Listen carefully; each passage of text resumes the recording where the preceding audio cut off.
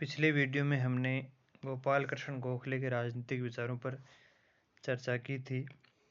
हमने दो बिंदुओं के बारे में चर्चा कर ली थी। आइए अब तीसरा बिंदु देखते हैं। गोपाल कृष्ण गोखले संवैधानिक साधनों और वैधानिक आंदोलन में विश्वास करते थे। गोखले का संवैधानिक साधनों और वैधानिक आंदोलन में बहुत ज़्यादा विश्वास था। वे उग्र विचारों और साधनों तथा असंवैधानिक मार्ग को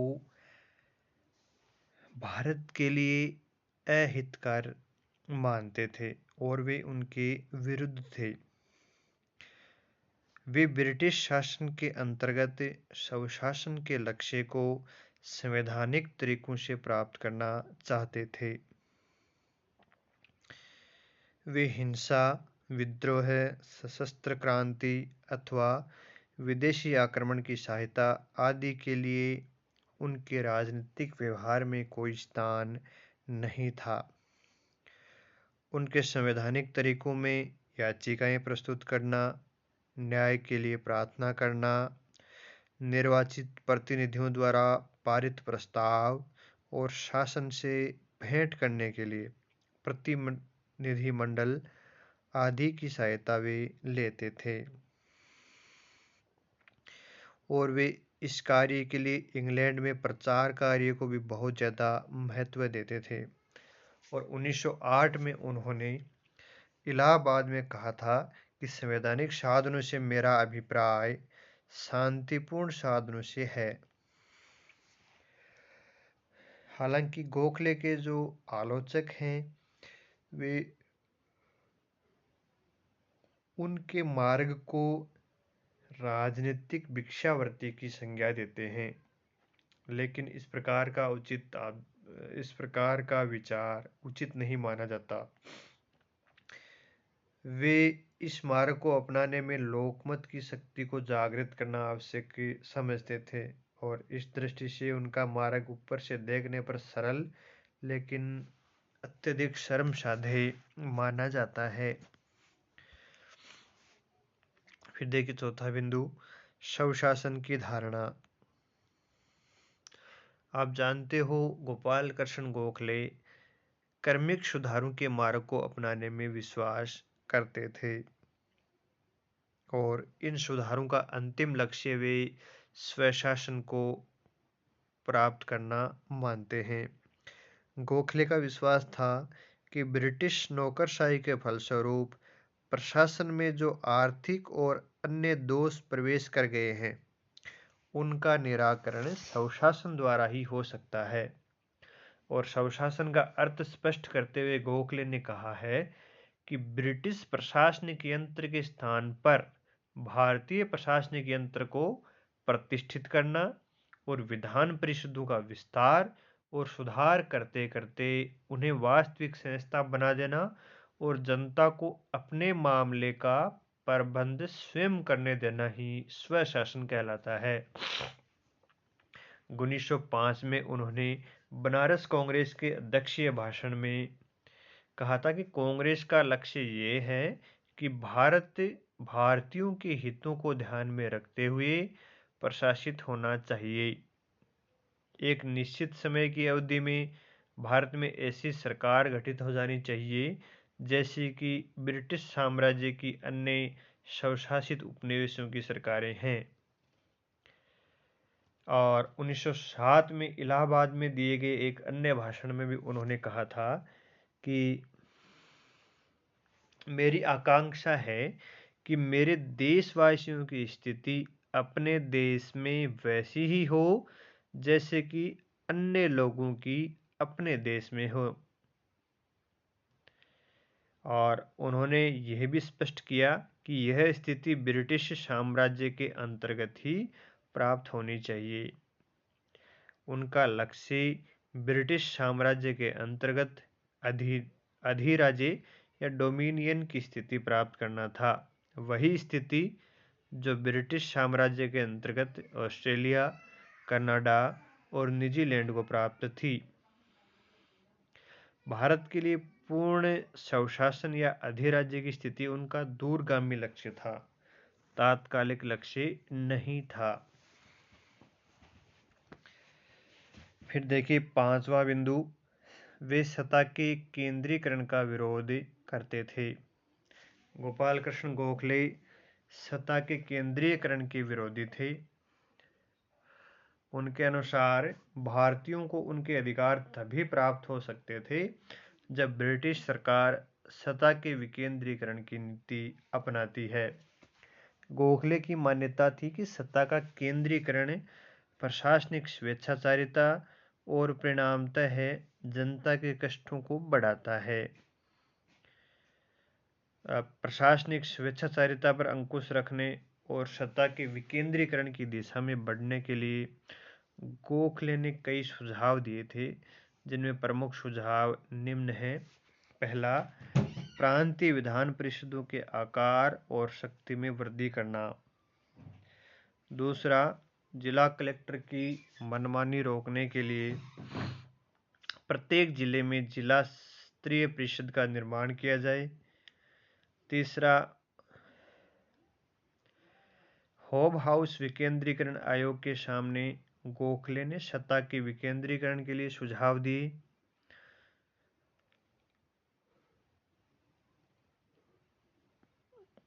जैसे सत्ता की सबसे अच्छी इकाई पंचायत के रूप में है, प्रशासन के सबसे निम्न स्तर पर ग्राम पंचायत हो जिसे शासन संबंधी पर्याप्त अधिकार दिए जाएं, प्रशासन के मध्य स्तर पर जिला परिषद का गठन हो और शिखर स्तर पर विधान परिषदें हो। ये सुझाव उन्होंने ब्रिटिश शासन को विकेंद्रीकरण को बढ़ावा देने के लिए दिए थे। फिर देखिए छठा बिंदु, प्रशासनिक सुधारों की आकांक्षा और तात्कालिक मांगे। गोपाल कृष्ण गोखले अपने समय की ब्रिटिश शासन व्यवस्था के दोषों से परिचित थे और भारत की वित्तीय, प्रशासनिक और आर्थिक सुधारों के जबरदस्त समर्थक थे। गोखले ने सरकार पर निरंतर इस बात के लिए दबाव डाला था कि वह जन कल्याण पर अत्यधिक व्यय करे, सरकारी कर्मचारियों की संख्या घटाए, सैनिक व्यय कम करे और प्रशासनिक सुधार के लिए आवश्यक कदम उठाए। उन्होंने ये शिकायत की थी कि शिक्षा, सफाई आदि जन कल्याण कार्यों के लिए समुचित धन व्यय नहीं किया जाता है।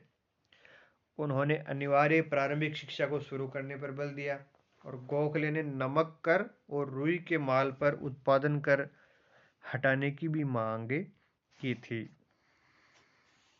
और गोखले ने 1905 में बनारस कांग्रेस की अध्यक्षता करते हुए 9 तात्कालिक मांगें प्रस्तुत की थी और उन्होंने सरकार से आग्रह किया था कि इन मांगों को शीघ्रता से पूर्ण किए जाएं।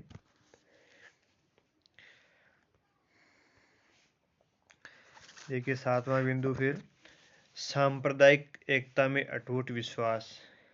गोखले भारत को नैतिक और भौतिक दोनों ही दृष्टियों से सबल देखना चाहते थे।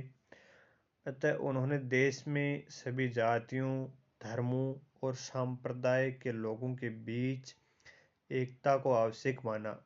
वे हिंदू मुस्लिम एकता को भारत राष्ट्र के लिए सबसे अधिक आवश्यक मानते थे।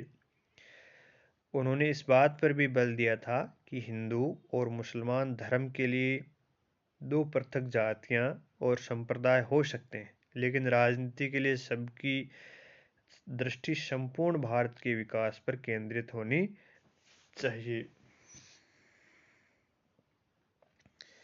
और उन्होंने कहा कि बहुसंख्यक होने और शिक्षा की दृष्टि से आगे बढ़े हुए होने के कारण हिंदुओं का ये दायित्व है कि वे सामान्य राष्ट्रीयता का प्रभाव विकसित करने में अपने मुस्लिम भाइयों के सहयोगी बने और मुस्लिम जाति के विशेष हित के लिए शैक्षणिक और अन्य कार्य करें। और इसी के आधार पर उन्होंने तिलक के गणपति उत्सव और शिवाजी उत्सव में कोई रुचि नहीं दिखाई थी। और 1905 में उन्होंने एक संगठन की स्थापना की थी, भारत सेवक संघ, जिसका प्रमुख उद्देश्य राष्ट्रीय एकता की भावना को मजबूत करना था। फिर देखिए 8वां बिंदु, स्वदेशी का समर्थन और विदेशी बहिष्कार के प्रति शंका। गोपाल कृष्ण गोखले ने स्वदेशी आंदोलन का समर्थन किया था और उन्होंने 1905 में वाराणसी कांग्रेस में कहा था कि स्वदेशी का आंदोलन आर्थिक होने के साथ साथ देशभक्ति का भी आंदोलन है।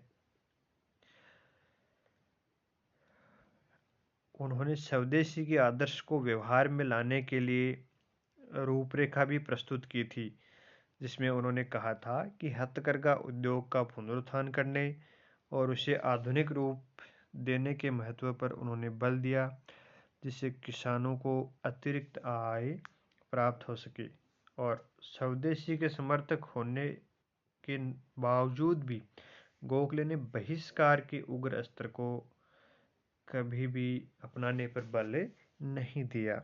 उनकी दृष्टि में विदेशी वस्तुओं का बहिष्कार एक नकारात्मक आंदोलन था। फिर देखिए अगला बिंदु, राजनीति का आध्यात्मिकरण।